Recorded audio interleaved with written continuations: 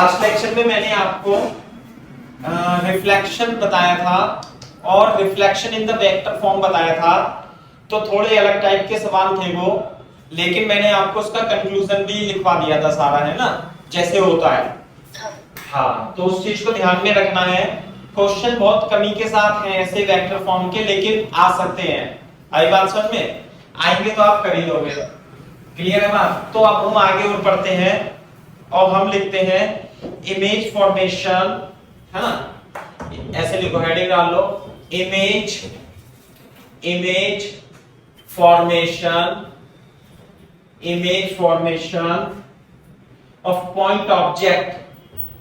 of point object by plane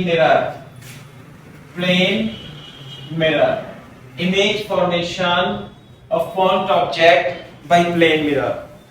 clear है क्या बात?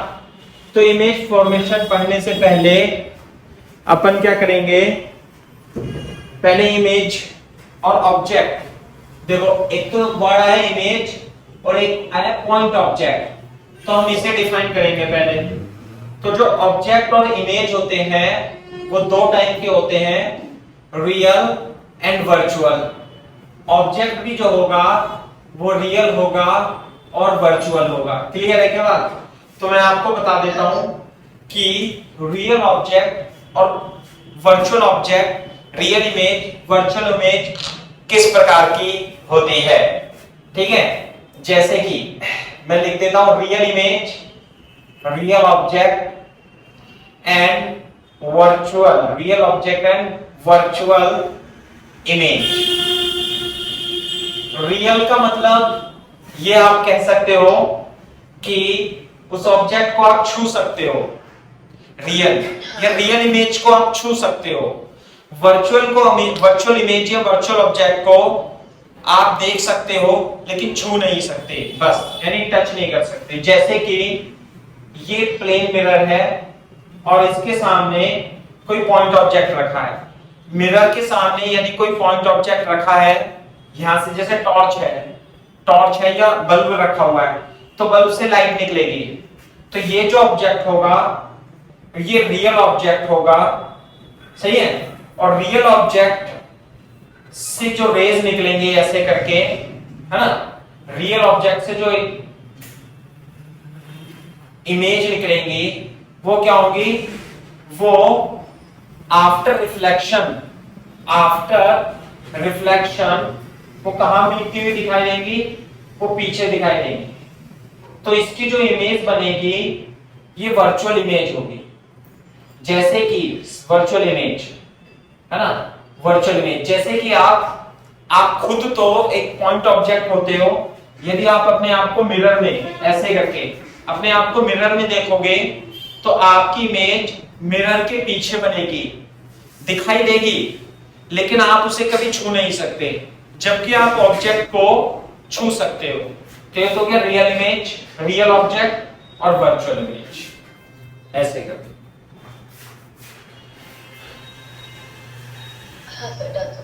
ठीक है,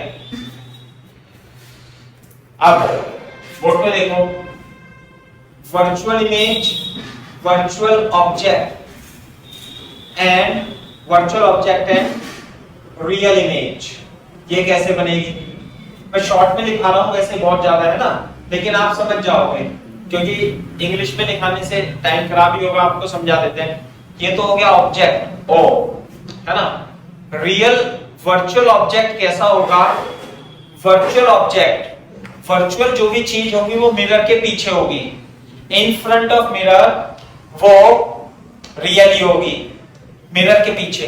तो मिरर के पीछे ऑब्जेक्ट कैसे आएगा? जैसे मान लेते हैं अगर जो दो किरणें आ रही हैं, दो रेज आ रही हैं ऐसे करके, मान लीजिए मिरर नहीं था, ऐसे करके, और दो रेज आ रही हैं ऐसे करके, तो दो रेज जब आएंगी ऐसे करके तो मिलकर के यहाँ पे किसी ऑब्जेक्ट को बनाएंगे, है ना। लेकिन यदि आप इसके सामने एक मिरर रख दोगे तो यहाँ पे तो नहीं जाएंगी, लेकिन यहाँ पे जाती हुई अपीयर होगी। Two rays will appear to meet at a point and this object is a this point act as a virtual object, this is virtual object. Again, you cannot touch this object, but after reflection they will meet at this point. So finally ये वाली raise जो है यहां से टकरा करके जो यहाँ पे जाती है ना, ऐसे बना लेना थोड़ा सही से, ऐसे जाएगी तो यहाँ पर जो मिलेगी आफ्टर रिफ्लेक्शन, ये जो होगी इमेज होगी, और इस इमेज को आप छू सकते हो, है ना, जैसे इस इमेज को छू सकते हो तो ये कैसे होगी, रियल इमेज होगी। क्लियर है क्या बात? ऐसे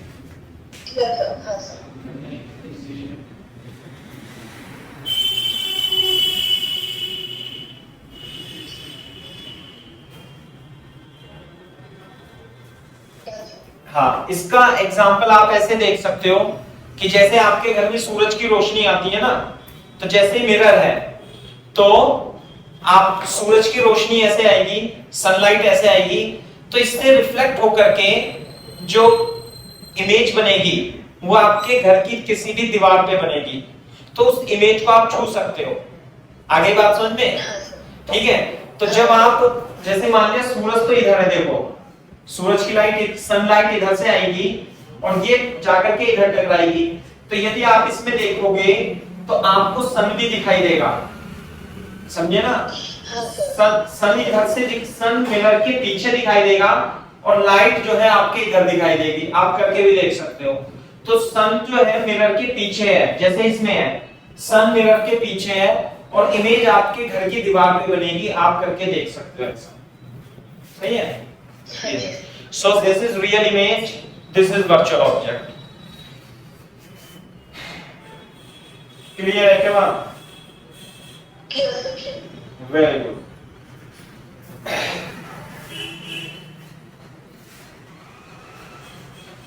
तो यदि आपको ऑब्जेक्ट और इमेज बनाना है तो आपको रे डायग्राम बनाना होगा, है ना। तो कैसे बनाएंगे मैं आपको बता देता हूं। कैसे, लिख लो। जैसे मान लिया आपके पास ये एक सोर्स ऑफ लाइट है, सोर्स ऑफ लाइट है, तो इस ये ऑब्जेक्ट है, तो एटलीस्ट ऐसे लिखेंगे, एटलीस्ट अब ये ऑब्जेक्ट रखा है, इसकी इमेज बनानी है, तो इमेज फॉर्मेशन को बनाने के लिए, इमेज को बनाने के लिए एटलीस्ट 2 रेज आर रिक्वायर्ड, दो रेज की आवश्यकता होगी ही होगी। आगे बात समझ में? एक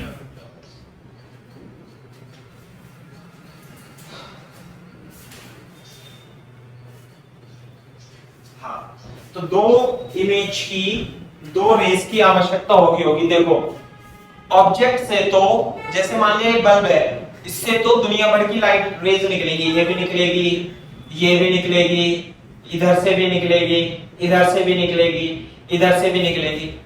तो यदि आपको इसका इमेज बनाना है तो आप इनमें से कोई सी भी 2 रेज ले सकते हो।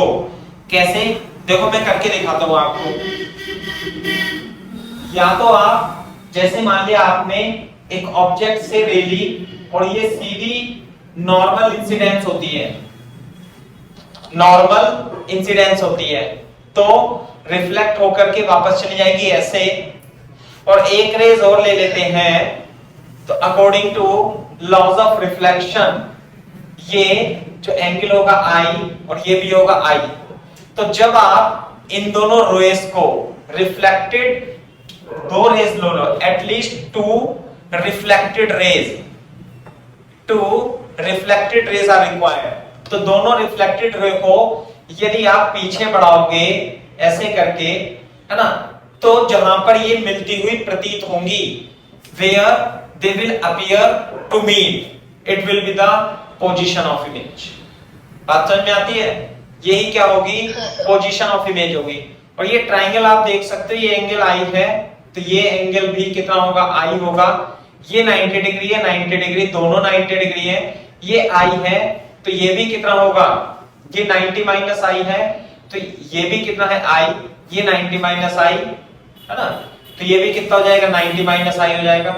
सारे एंगल बराबर हैं, तो इस ट्राइंगल में यदि ये डिस्टेंस x ऑब्जेक्ट है तो ये डिस्टेंस x इमेज होगी। तो x ऑब्जेक्ट और x इमेज की डिस्टेंस क्या होगी, बराबर होगी। बात समझ में आई? तो एक तो ऐसे बना सकते हो रे डायग्राम, है ना, ये मेथड 1 हो गया। हमें क्या बनाना है, यहां लिख लेगा, मतलब how to draw, how to find position of image, है ना, how to find position of image by plane mirror, image by plane mirror, सही है, रिफ्लेक्शन बाय प्लेन मिरर। दूसरा ये मेथड 1 लिख लेते हैं। मेथड 2 में आप ऑब्जेक्ट लोगे, एक रे ये ले लोगे, तो जब ये रिफ्लेक्ट होती हुई यहां पे मिलेगी, एक रे में और ले लेता हूं तो रिफ्लेक्शन होगा, तो रिफ्लेक्शन हो करके ये यहां पर फिर से मिल जाएगी, ऐसे करके चली जाएगी। तो ये तो रिफ्लेक्टेड रे 1 और 2 जहां पर पीछे मिलेंगी ना, ऐसे करके बढ़ाने पर पीछे मिलेगी, तो ये क्या होगा, पोजीशन ऑफ इमेज होगा। ये मेथड 2 है, आप ऐसे लिख सकते हैं। दो कौन सी भी दो रे लेनी है, एक आप ऐसे भी कर सकते हो कि आपने एक ऑब्जेक्ट ये लिया, एक रे यहां पे ली, तो ऐसे करके आपने यूं लिया, और एक रे ये वाली ले ली और इससे करके यहां, this is object, this is image. Clear है बात? ये मेथड 3 हो गया। कोई सा भी आप डायग्राम चूज कर सकते हो, कम से कम 2 रेस की तो आवश्यकता ही होगी। रिफ्लेक्टेड 2 रेस को बढ़ाने पर जहां मिलेंगी वो आपको, है ना, इमेज की पोजीशन दे देती है।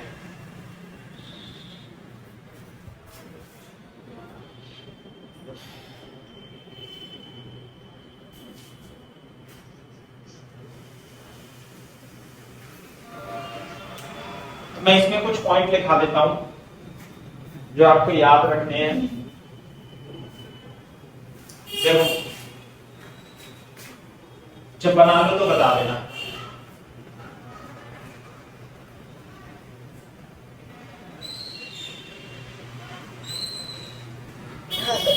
ठीक है, तो इसमें कुछ रिफ्लेक्शन में कुछ पॉइंट लिखा देता हूं। पॉइंट नंबर 1 ना, नोट्स लिख लेना ऐसे, इंपॉर्टेंट नोट्स, कि जो ऑब्जेक्ट और इमेज को मिलाने वाली लाइन है, इंपॉर्टेंट पॉइंट है ये, इंपॉर्टेंट है ना, है तो छोटा सा लेकिन इंपॉर्टेंट। ऑब्जेक्ट और इमेज को मिलाने वाली लाइन मिरर के परपेंडिकुलर होती है।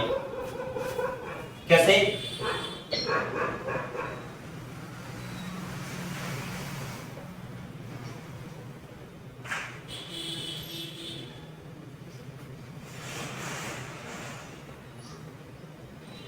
पहला पॉइंट तो ये हो गया, क्लियर है बात? दूसरा point, for every real object image is virtual, for virtual object image is real, है ना। For every real object image is virtual and vice versa. Clear है क्या?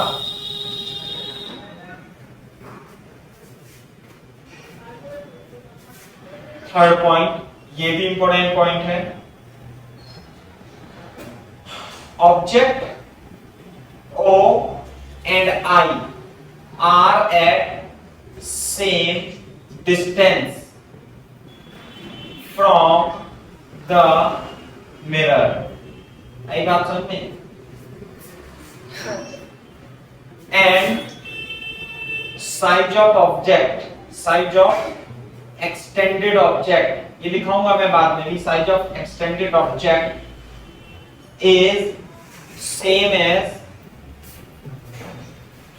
that of image। ये मैं अभी पढ़ाऊंगा आपको कि एक्सटेंडेड ऑब्जेक्ट का इमेज साइज और ऑब्जेक्ट सेम होता है।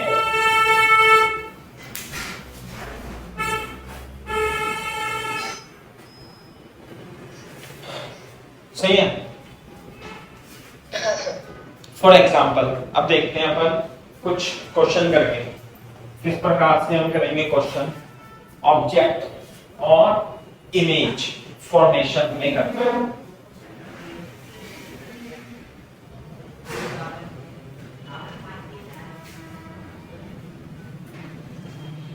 जैसे मान लेते हैं हमारे पास दो पैरेलल मिरर है, दो पैरेलल मिरर है। ऐसे चाहे आप टॉपिक भी डाल सकते हो, image formation by two plane mirror, two plane mirror के द्वारा इमेज फॉर्मेशन। जैसे मान लिया आप सैलून में जाओगे, बाल कटाने जाते हैं ना, जैसे तो वहां पे मिरर लगे रहते हैं, आगे भी मिरर पीछे भी मिरर, तो बहुत सारी इमेज दिखाई देती हैं, देती है ना, देती हैं। हाँ, है ना। तो मान लेते हैं दो प्लेन मिरर M1 और M2 हैं और उनके बीच की डिस्टेंस कितनी है भाई?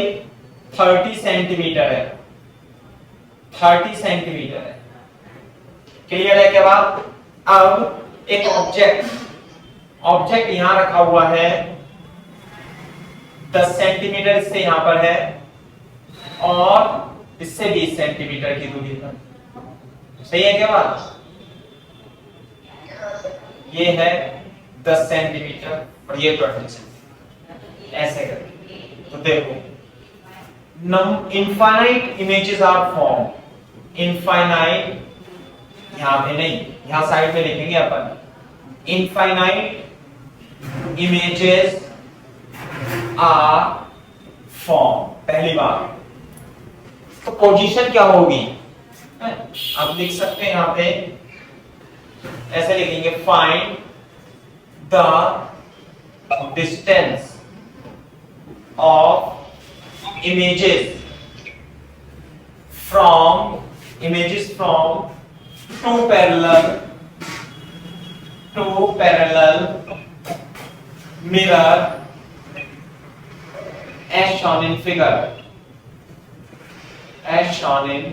figure। क्लियर है क्या बात? ये दो पैरेलल मिरर हैं, तो आपको डिस्टेंसेस निकालनी है।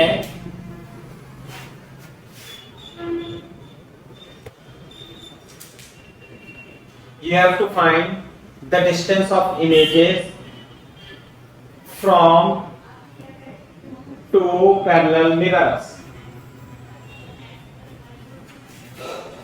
इनफाइनाइट इमेजेस बनेंगी।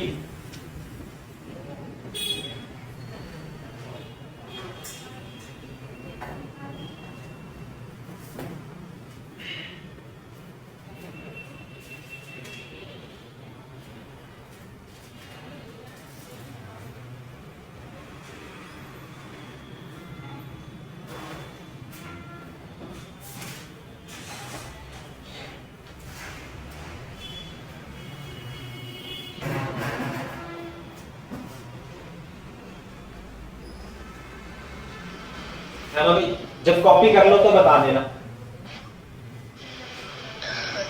है ना। मैं आपको चित्र दिखा देता हूं, देखो इसका, देखो इस तरीके से इनफाइनाइट इमेज बनेगी, है ना, बहुत सारी इमेज बनेगी। तो हम इसे बना भी देते हैं साथ में, आप इसमें ही बना सकते हो, अलग से ही बना सकते हो, ऐसी कोई दिक्कत वाली बात नहीं है। अपन तो इसमें ही बना देते हैं, है ना। कैसे बनेगी, थोड़ा सा जगह मेरे को चाहिए, आप अलग से भी बना सकते हो, है ना। सॉल्यूशन में फटाफट दो लाइन खींचो। एक तो यहाँ पे इसके नीचे हमें इमेज की डिस्टेंस निकलनी है, तो M1 से जो पहली इमेज बनेगी उसे मैं बोलता हूं I1, सेम 10 सेंटीमीटर पर ही बनेगी, बोलो। और ऐसे और ऐसे थोड़ा सा बना लेना बेटा, नेक्स्ट डायग्राम बना लेना, थोड़ी सी जगह छोड़ के लंबा सा, ऐसे, है ना, यू करके यू बना लेना, ऐसे, है ना। सही है, इसे भी हटा देता हूं, चलो। तो यू बनी और ये बन गई इमेज, ये बन गई इमेज, ये इमेज बन गई। क्लियर है क्या बात?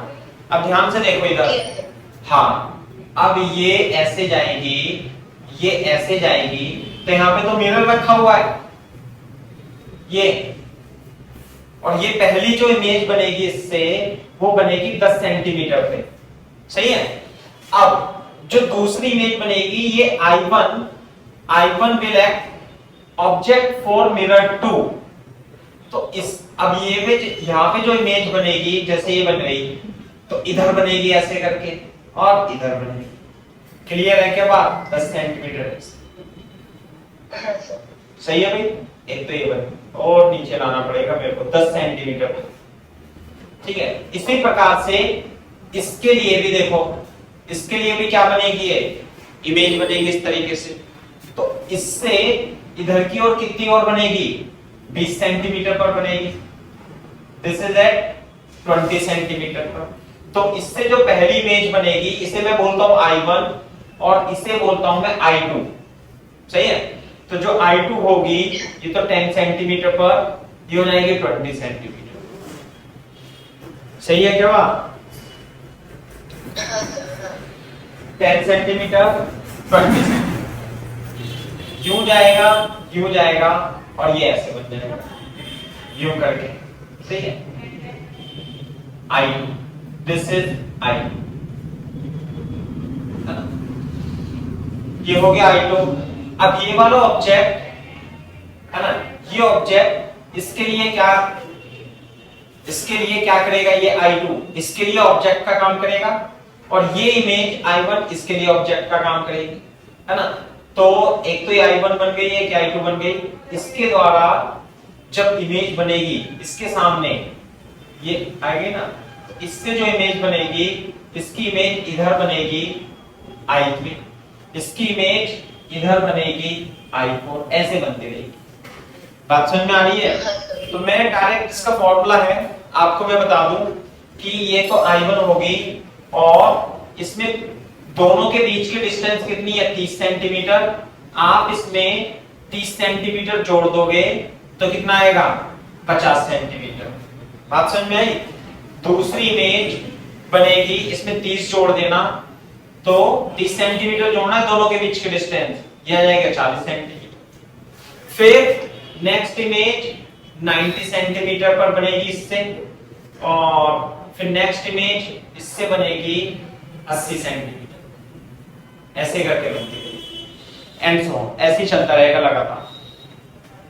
अच्छा, यूं 30 सेंटीमीटर जोड़ते जाना, इधर इधर इमेज बनेगी। हाँ, तो ये आएगा 50 सेंटीमीटर, फिर 90 सेंटीमीटर ऐसे करके, यहाँ I5 बनेंगे ऐसे करके, यहाँ I2 I4 I6 बनेगी। तो 70 सेंटीमीटर हो जाएगा। 70 नहीं, हाँ कितना हो जाएगा ये हो जाएगा 70 सेंटीमीटर। दिस इज 70 सेंटीमीटर, है ना। और ये तो हो जाएगा, तो ये हो जाएगा 20, फिर आएगा 40 सेंटीमीटर, फिर ये आएगा 80 सेंटीमीटर।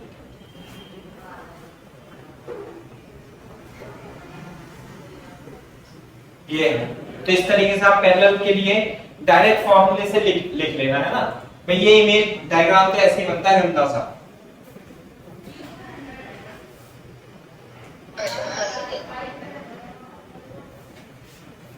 बहुत सारी इमेज बन जाएंगी। तो सबसे अच्छा तरीका यही है कि पहली इमेज 10 पे, दूसरी इमेज 20 पे, बस फिर तो एरो लगा दो। रे डायग्राम बनाना है तो बहुत टफ बनेगा बेटा। इस वाले डायग्राम में, है ना, इस वाले डायग्राम में तो ये आपको क्या एक का ही दे रखा है, इसलिए सुंदर बनना है ना। मिरर 2 से इसमें रे डायग्राम नहीं दिखाया है, अपन ने क्या मिरर 2 का भी बनाया, तो इसमें आधी इमेजेस दे रखी हैं, आधी नहीं दे रखी, है ना। तो सबसे अच्छा तरीका यही है कि अगर जो देखो मैं बता देता हूं दूसरा, कि यदि एक एग्जांपल और लिख देता हूं। मान लिया हमारी 25 सेंटीमीटर है, यहाँ पे ऑब्जेक्ट है, ये 5 सेंटीमीटर और ये 20 सेंटीमीटर, सही है ना बात। इससे जो इमेज बनेगी M1 से M2 से, पहली इमेज कितने पे बनेगी, यहाँ पे 5 सेंटीमीटर पे, और इसकी कितने बनेगी भाई इमेज इधर ही I2 20 सेंटीमीटर पे। तो फिर कितने पे बनेगी भाई 45 पे, फिर कितने बनेगी 30 पे, है ना। फिर कितने पे बनेगी 55 पे, फिर कितने पे बनेगी 70। ऐसे करके आता जाएगा। अब चित्र भी नहीं बनाएंगे हम इसका, है ना, ऐसे लिख देते अपने को याद है ऐसे करना।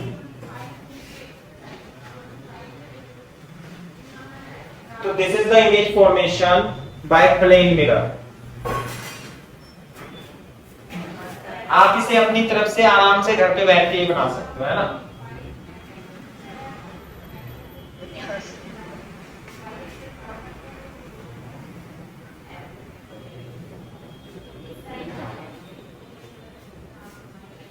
अब लिखते हैं हम image formation by perpendicular mirror. Image formation by perpendicular mirror. दो मिरर क्या है, परपेंडिकुलर है बेटा, ऐसे करके यू M1 M2। एक ऑब्जेक्ट रखा हुआ है, मान लीजिए यहां रखा हुआ है ऑब्जेक्ट, तो इसकी कितनी इमेज बनेगी। मैं क्वेश्चन नहीं लिख रहा, मैं ऐसे ही बता रहा हूं आपको कितनी इमेज बनेगी, और ये डायग्राम भी बताना है। बनाओ, एक मिनट देता हूं आपको।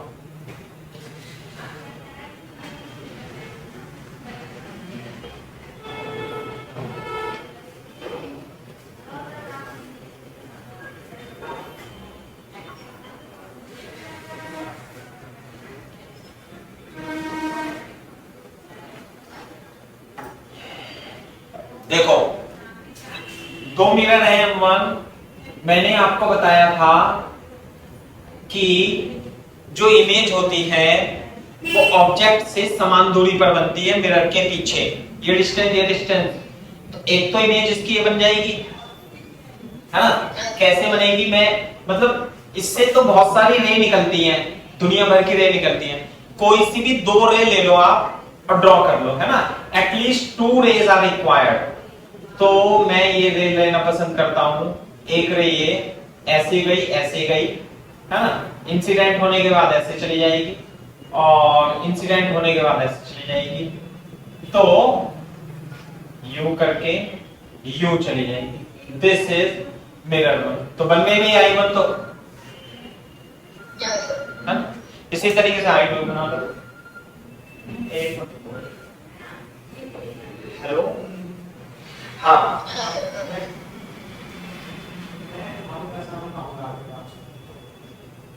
सर I2 भी बन गया।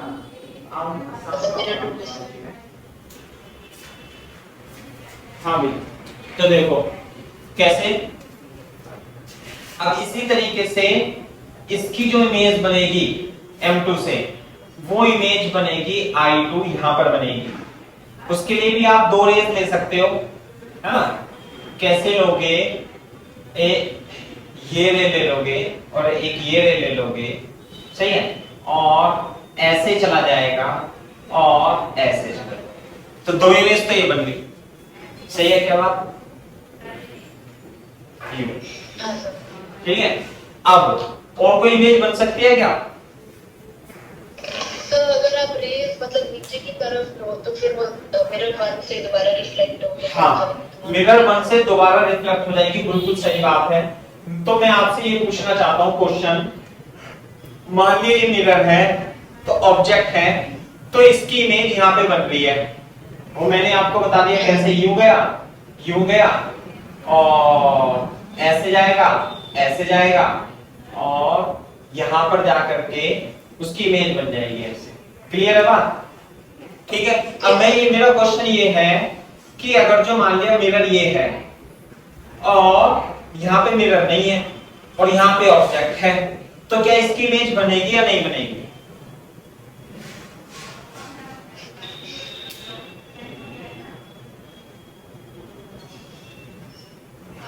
बताओ। तो नहीं बनेगी, पक्की बात मतलब डिस्टेंस करता है बेटा? सर डिस्टेंस पे डिपेंड करेगा ना? नहीं, डिस्टेंस पे डिपेंड नहीं करेगा। मैं तो पूछ रहा, चलो मान लिया डिस्टेंस, अगर जो मिरर यहाँ पे है और ऑब्जेक्ट यहाँ पे है तो क्या इसकी इमेज बनेगी? हाँ बनेगी। कहाँ पे बनेगी? इसे आप एक्सटेंड कर दो और इसकी इमेज यहाँ पर बनेगी सेम डिस्टेंस पर। ये x होगा और ये भी x होगा, तो ये भी x होगा, है ना? बहुत इंपॉर्टेंट पॉइंट बता रहा हूं मैं आपको। कैसे कि दो रेज निकलेंगी। एक मिनट मैं बता रहा हूं, मैं कैसे बनेगी, ऐसे बनेगी। देखो, दो रेज चलेंगी और दो रेज टकराएंगी ऐसे करके, तो यहाँ पे आएगी, और ये टकराएगी तो ये वापस जाएगी। इन दोनों को आप पीछे बढ़ाओगे तो इमेज बनेगी, बन जाएगी। अब मैं आपको एग्जांपल देता हूं। मान लिया ये मिरर है। चलो ये मिरर है, मान लिया जाएगा ना मिरर। तो मैं तो मिरर के सामने नहीं खड़ा, अब मिरर के सामने तो नहीं हूं मैं, तो आपको मेरी इमेज दिखाई दे रही है? नहीं, एक मिनट, अब दिखाई देगी। देखो, अब दिखाई दे रही होगी मेरी इमेज। हाँ सर, हाँ। दिखाई दे रही है क्योंकि मैं आपका कैमरा भी देख पा रहा हूं, इसलिए आपको मेरा चश्मा भी दिखाई दे रहा होगा। करेक्ट सर, हाँ, है ना? लेकिन मैं मिरर के सामने नहीं खड़ा हूं। राइट, हाँ। आगे बात समझ में? हाँ। जैसे आपके घर में वो होगा ना, क्या बोलते हैं उससे, बहुत बड़ा मिरर, ड्रेसिंग टेबल, तो आप ऐसा नहीं है कि आप बिल्कुल सामने खड़े होंगे, तो आपकी इमेज तो जब ही दिखाई देगी जब आप मिरर के, इससे इमेज नहीं दिखाई देने की है। जबकि यदि आप यहाँ पे खड़े हो, यदि आप हो, तो आपकी इमेज आपको दिखाई दे जाएगी। लेकिन यदि आप यहाँ पे खड़े हो तो आपकी इमेज आपको तो नहीं दिखाई देगी, लेकिन यहाँ पे अगर जो कोई दूसरा व्यक्ति खड़ा है तो आपकी इमेज, जैसे मान लिया पर्सन ए है, पर्सन बी है, तो पर्सन ए की इमेज ऐसे पर्सन बी को दिखाई देगी, जैसे आपको मेरी दिखाई दे रही थी। दिखाई दे रही है? हाँ सर, हाँ, हाँ। भाई समझ में आ गई नहीं बात? आगे समझ। हाँ, तो मिरर उसके सामने है या नहीं है, तो इमेज तो बनेगी। चाहे मिरर छोटा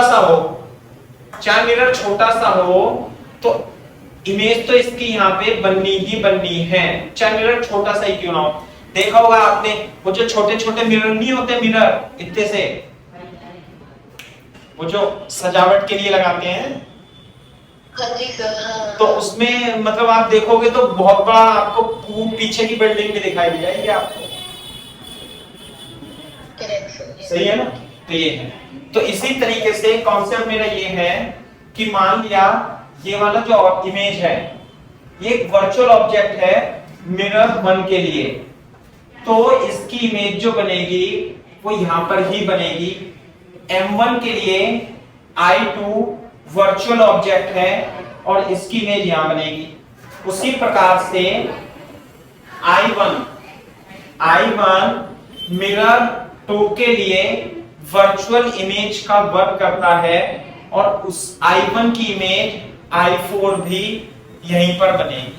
तो ये दोनों इमेज है ना, I3 और I4, यानी I1 और I2 की इमेज I3 I4 इस पे कॉन्साइड करती है, और ऑब्जेक्ट I1 I2 ये I3 I4 ये तीनों एक ही सर्किल पर होते हैं। क्लियर है क्या बात? ठीक है, तो ये है। तो ऑब्जेक्ट O की कितनी इमेज बनेगी? 3 इमेज बनेगी। 3 इमेज कौन कौन सी? I1 I2 and I3 and I4 will overlap, ऐसे करके है।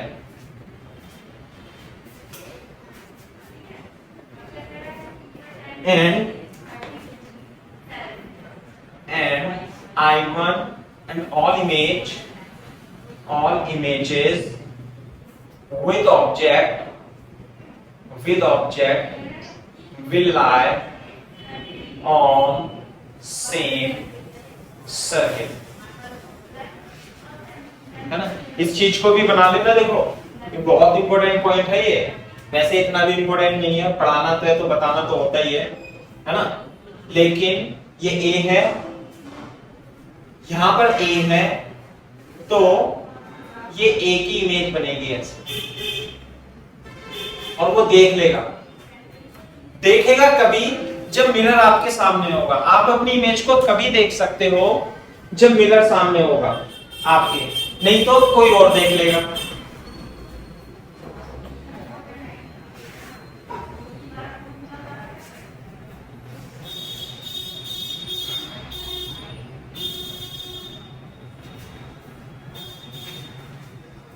This is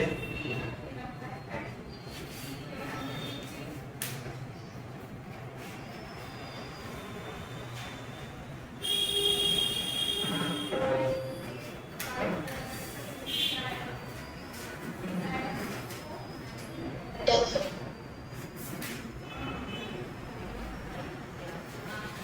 सही है बात नहीं? तो समझ में आया? तो ये दोनों जो मिरर थे वो 90 डिग्री के थे। इस तरीके से तो साफ कर दो बेटा। हाँ जी सर। Very good. तो ये भी लिख लिया होगा आपने, है ना। आप लिख सकते हो, एक हिंदी में सेंटेंस लिख सकते हो, मिरर के सामने ऑब्जेक्ट हो चाहे मिरर से दूर हो, इमेज तो बनेगी, लेकिन इमेज ऑब्जेक्ट को तभी दिखाई देगी तब मिरर उसके सामने होगा, अदरवाइज वो किसी और को दिखाई दे सकती है। सही है ना। ये फील्ड ऑफ व्यू भी कहेंगे, मैं बता दूं ऐसे फील्ड ऑफ व्यू क्या होता है। चलो मैं बता देता हूं, है ना। फील्ड ऑफ व्यू मैं बता देता हूं, थोड़ा सा मैं रफ, है ना। इसके बाद जैसे टॉपिक तो कंटिन्यूएशन में नहीं था, लेकिन मैं फील्ड ऑफ व्यू बता देता हूं आपको। फील्ड ऑफ व्यू क्या है, ऐसे, है ना। रफ में लिख लेना, ये रफ का मतलब थोड़ा सा एक्स्ट्रा है। ध्यान से देखो फील्ड ऑफ व्यू क्या है, कि जैसे मान लिया ये मिरर है ऐसे, ठीक है भाई। मिरर थोड़ा छोटा बना लेना आप। अब मान लिया ये ऑब्जेक्ट है, तो ऑब्जेक्ट से जो रेज निकलेंगी, बहुत सारी रे निकलेंगी, ये निकलेगी, ये निकलेगी, है ना, ये निकलेगी, ऐसे निकलेगी, ऐसे निकलेगी, और टकरा करके वापस जाएगी, है ना। ये ऐसे जाएगी, ये ऐसे जाएगी, ये ऐसे जाएगी, और बढ़ाने पर पीछे मिलेगी ऐसे। बात समझ में आई? तो हाँ जी सर। हाँ, ये हो जाएगी आपकी इमेज ऐसे, और ये हो जाएगी रिफ्लेक्टेड। क्लियर है क्या बात? तो ध्यान से देखो, मिरर छोटा सा ही था इतना, तो ये जो रीजन है, ये रीजन है फील्ड ऑफ व्यू। आई बात समझ में? इसका मतलब ये है कि अगर जो कोई, ये तो ऑब्जेक्ट है, मान लीजिए सोर्स है, सोर्स या लाइट है, ट्यूब लाइट है, तो यदि आप यहाँ पे खड़े होंगे, यहाँ पे खड़े होंगे, तो यहाँ पे, तो आपको ऑब्जेक्ट इमेज दिखाई देगी इस वाले रीजन में, आप कहीं भी खड़े हो जाओ। लेकिन यदि आप यहाँ पर खड़े हो गए, तो आपके पास कोई रे नहीं आ रही, यहाँ पे जो आ रही है, तो इसके पास ये रे आ रही है ना, आ रही है, कोई और सी रे आ रही होगी, यहां पर कोई भी रे नहीं आ रही, तो no image will not seen, image will not appear. Clear है क्या बात? विल नॉट अपीयर, यहां पे image can appear, because this is all the reason is इस रे और इस रे के बीच में कहीं भी आप खड़े हो जाओ, आपको इमेज दिखाई देगी। यहां पे खड़े हो जाओ, इसके बाहर यहां पे खड़े हो जाओ, यहां पे, है ना, यहां पे कोई नहीं दिखाई देगी। तो this is the field of view, है ना। Field of view, what is field of view? Region where image can be seen, और क्या, ये है फील्ड ऑफ व्यू। बात समझ में आई नहीं? हाँ सर। जैसे इसके लिए मैं बता दूं, मेरे को इसका देख करके दिमाग में आया कि फील्ड ऑफ व्यू भी आपको बता देना चाहिए, है ना, क्योंकि ऐसे सवाल आएंगे जब हम वेलोसिटी वाले क्वेश्चन करेंगे ना, तो क्वेश्चन आएंगे। बोर्ड पे देखो, मान लिया तो अभी ऑब्जेक्ट मिरर के सामने था, है ना, मान लिया अभी ऑब्जेक्ट मिरर के सामने नहीं है, ये रहा, तो इसमें से भी बहुत सारी रे निकलेंगी, ऐसे ऐसे ऐसे ऐसे रे निकलेंगी, लेकिन मिरर पे जो रे जाएगी वो ये जाएगी और ये जाएगी, इसके बीच में भी रेज जाएंगी बहुत सारी ऐसे करके।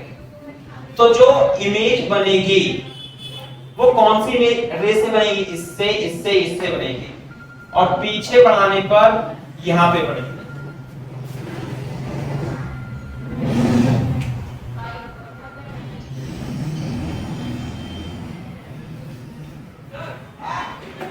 है ना, तो देखो कैसे बनेगी इमेज, ऐसे और ऐसे, इसे इमेज बनाना ऐसे करके ऐसे, क्लियर है क्या बात। और ये वाली भी आपको दिखाई देगी, ये ऐसे जाएगी, ये थोड़ा ऐसे जाएगी, है ना, स्केल से बना सकते हो आप ऐसे, और ये वाली भी ऐसे जाएगी, है ना, और ये पीछे बढ़ाने पर यहां पर मिलेगी।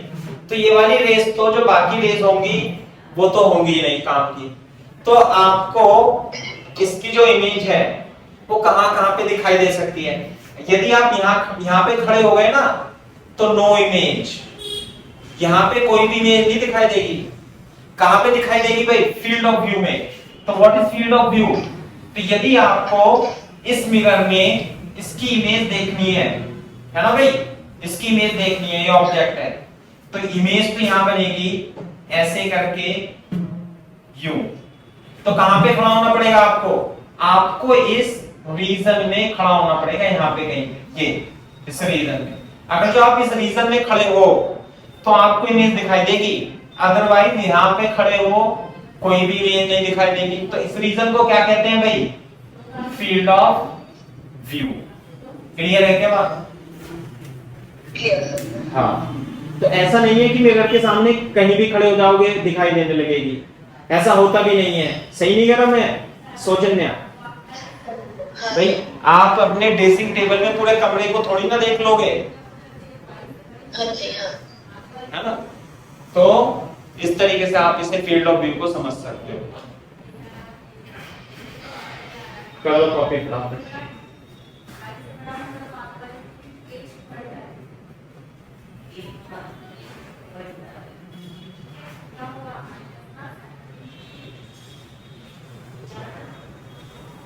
फील्ड ऑफ व्यू का मतलब यही है, शब्द से ही, इसके अंग्रेजी से ही समझ में आ रहा है कि वो फील्ड जहां पे ऑब्जेक्ट की इमेज का व्यू दिख जाए, फील्ड ऑफ व्यू।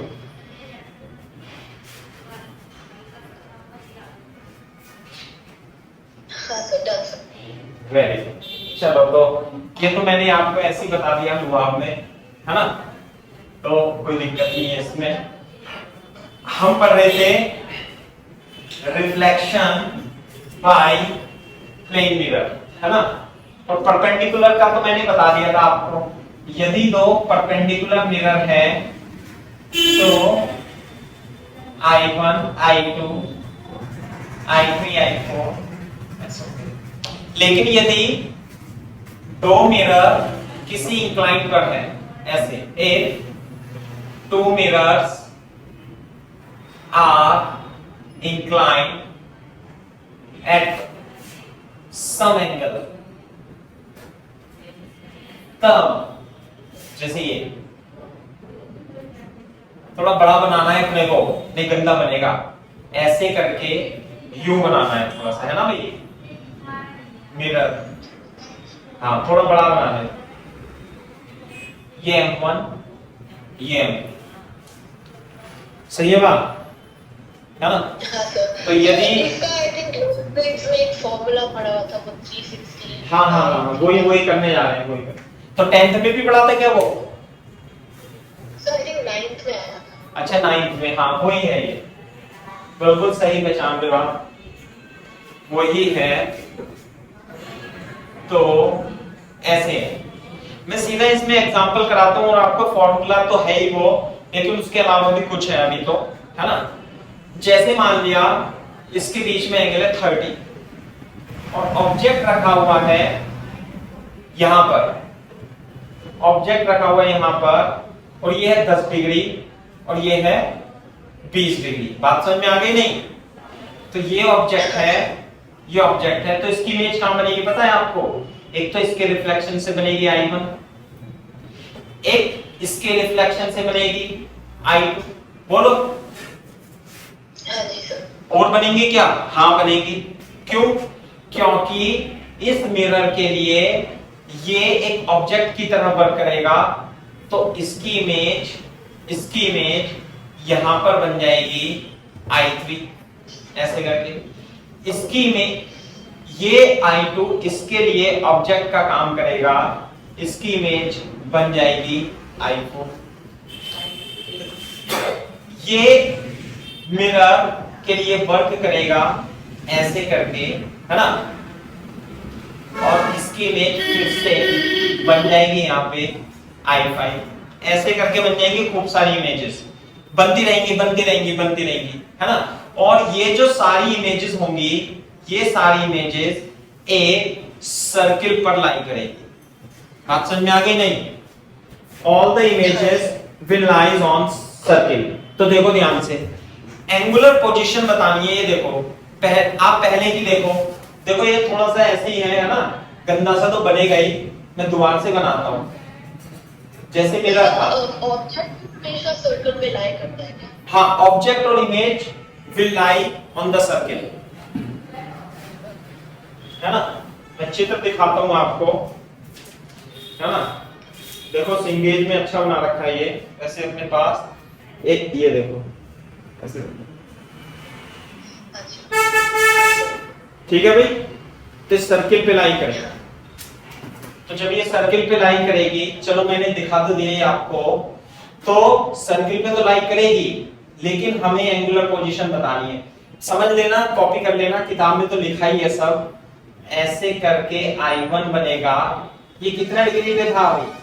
10 डिग्री पे, है ना। तो ये वाली जो इमेज होगी ये भी कितने पे बनेगी? 10 डिग्री पे। कौन से मिरर से? M1 से।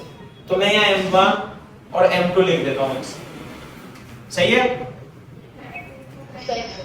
तो मिरर है M1 M2, तो M1 से इधर की साइड बनेगी 10 डिग्री। दूसरा एक मिरर ये था, ये मिरर है 2, ये एंगल कितना था भाई? 20 डिग्री। तो इसकी जो I2 बनेगी यहाँ पे, वो कितने एंगल पे बनेगी? वो भी 20 डिग्री पे बनेगी इधर की। ये जो एंगल हो, है ना, इससे मिरर 2 से, तो मिरर 2 से 20 डिग्री पे बनेगी। नहीं आ रही बात समझ में? आ रही है सर। Very good. अब जो इसकी दूसरी इमेज बनेगी, ऐसे करके लिख लें, उसे मैं I4 लिख लूं या नाम जो दे दूं। जो इसके बाद जो दूसरी इमेज बनेगी, दोनों के बीच में एंगल कितना है? 30 डिग्री। तो 30 डिग्री जोड़ देना इसमें, तो 50 डिग्री पे बनेगी। तो यानी ये वाला जो एंगल होगा, ये कितना होगा? 50 डिग्री। सही है क्या? हाँ, एक मिनट थोड़ा सा मैं सुंदर बना देता हूं, है ना। इसे 30 डिग्री को तो हटा लो, आप थोड़ा चेंज कर लेना आप। ये हो गया 10 डिग्री पे बनेगी पहले, फिर कितना होगा भाई? फिर 50 डिग्री होगा। तो इसी तरीके से इससे हम बना सकते हैं, पहली जो इमेज बनेगी कितने पे बनेगी? 30 डिग्री पे बनेगी, और दूसरी इमेज कितने पे बनेगी भाई? 40 डिग्री पे। और ये लाई करेगा ऐसे करके, ऐसे सर्किल बना लेते हैं पहले से पहली। यहाँ पे होगी I3 ऐसे, I1 I2 से लिख देते हैं I3, जो है I4। ये जो एंगल होगा ये होगा 40 डिग्री। बोलो। फिर 50 जोड़ेंगे, 50 में 50 में 30 80, है ना, में 30 जोड़ेंगे 70 ऐसे नहीं, फिर यहां पे लिख देता हूं 10 50 20 40 70 80 डिग्री डिग्री डिग्री, फिर ऐसे जोड़ेंगे 30 30 फिर जोड़ेंगे, है ना। तो ये आ जाएगा 110 100 डिग्री 130 40 डिग्री 170, फिर क्या होगा 160 डिग्री। ये आ गया ना M1 M2। कितनी इमेज बनेगी तो ये बता सकते हो टोटल?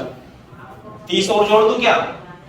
नहीं, अगर जो आप अब 30 जोड़ोगे तो हो जाएगा 190 डिग्री, और इसमें 30 जोड़ोगे तो हो जाएगा 200 डिग्री। मिरर के ये जो एंगल है देखो भाई, ये मान लिया मिरर रखा हुआ है, ये क्या रखा हुआ है मिरर, तो इसके यहां पर जो इमेज बनेगी वो ऐसे बनेगी ऐसे बनेगी ऐसे, यहां बनेगी आई आई आई आई आई। तो ये जो एंगल है ये मैक्सिमम कितना जा सकता है भाई? 180 डिग्री भाई। इमेज हाँ, मिरर के सामने जो एंगल जा सकता है वो कितना जाता है? 180 डिग्री। तो यहां पर जो है हम क्या कर देंगे, स्टॉप कर देंगे, इसके बाद ये नहीं बनेगी क्योंकि 180 से ज्यादा होगा।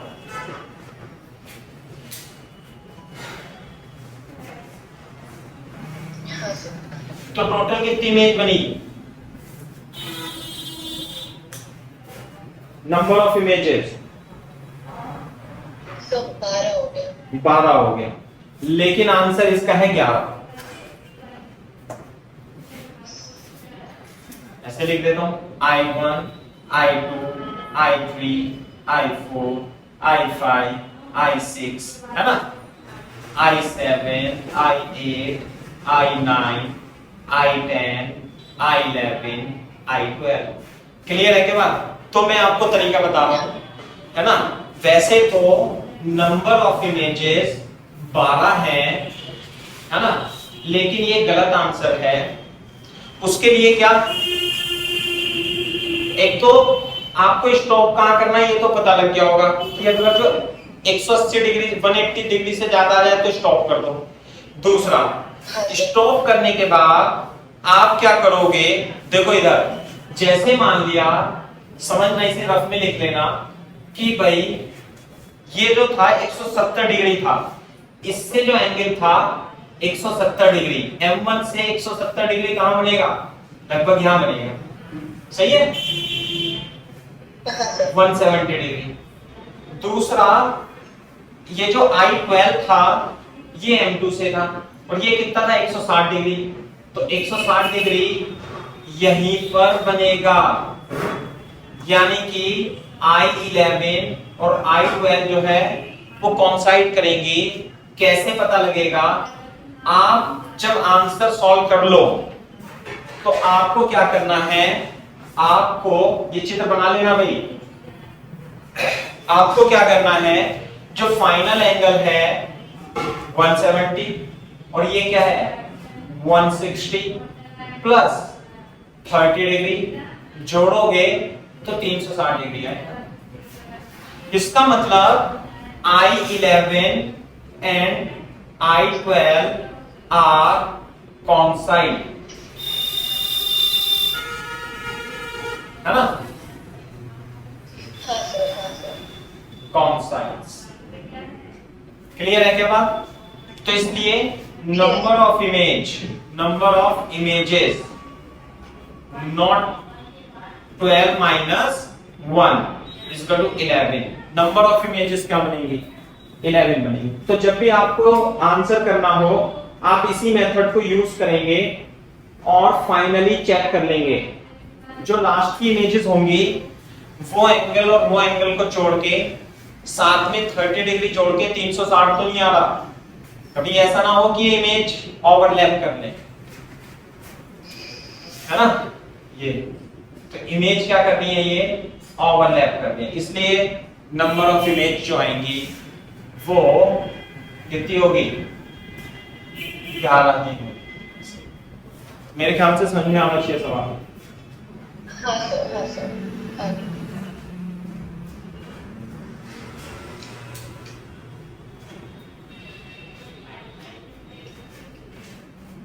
मैं इसका फॉर्मूला भी लिखा देता हूं आपको।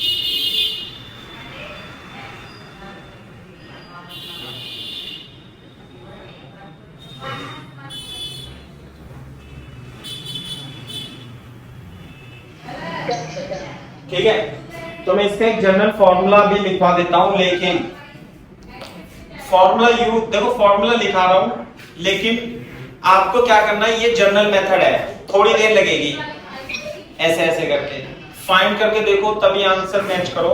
फॉर्मूला तो क्या है, भूल भाल भी जाते हैं, सही है। दूसरा, वो कंफ्यूजन भी पैदा कर देगा। अगर जो ये सिचुएशन बनेगी ना तो फॉर्मूले से निकलेगी नहीं, है ना।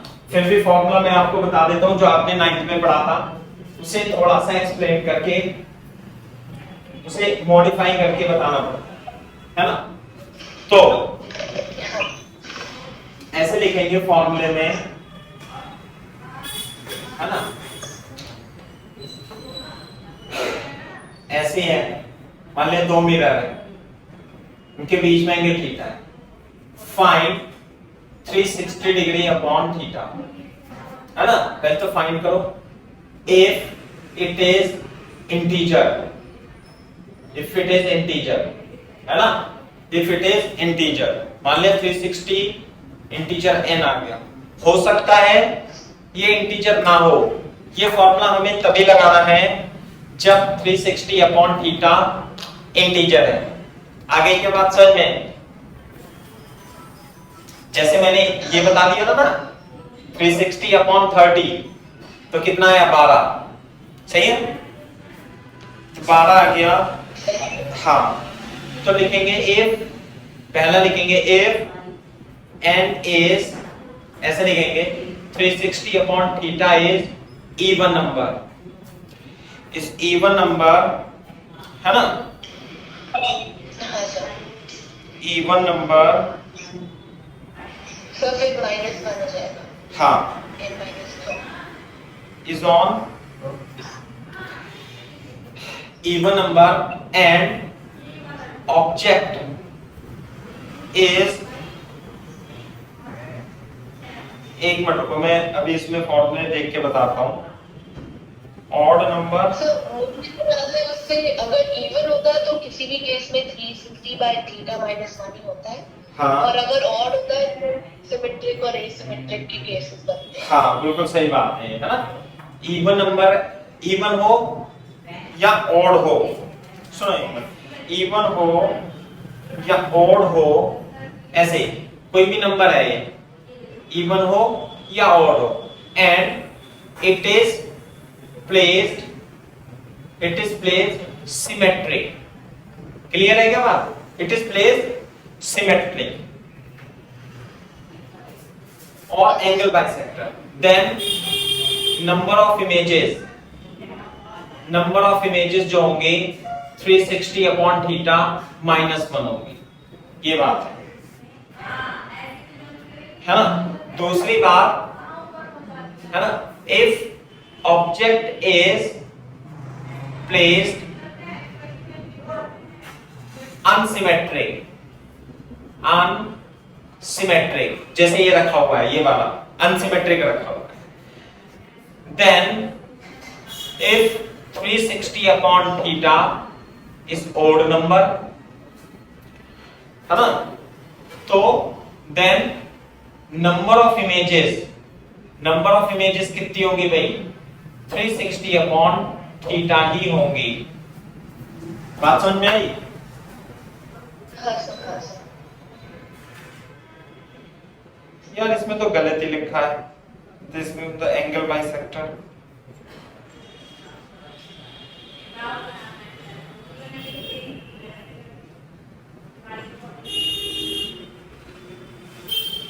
एक मिनट में देख लेता हूँ।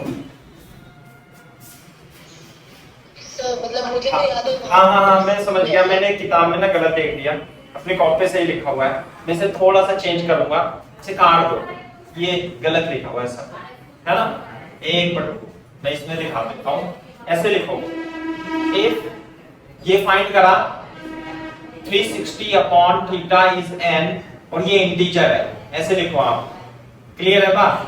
और n is even and n is even, then number of images जो होंगी वो n-1 होंगी, क्लियर है क्या बात। and if n is odd में केस बनेंगे तो इमेजेस जो होंगी वो n होंगी और n-1 होगी। n में कब होगी, जब अनसिमेट्रिक होगी, क्लियर है, और ये सिमेट्रिक होगी, बस ये ध्यान रख। इवन और ऑड का केस है बस। इवन में तो नंबर ऑफ इमेजेस n-1 ही होगी, ऑड में सिमेट्रिक और इनसिमेट्रिक काउंट करेंगे। सही है ना, साइना सुजिया ना, है ना। लेकिन मैं आपको फिर भी कहूंगा, अपन तो इसे याद नहीं रखते, मैं तो कभी याद नहीं रखता, लेकिन ये तभी वैलिड है जब n इंटीजर है। But if n is not integer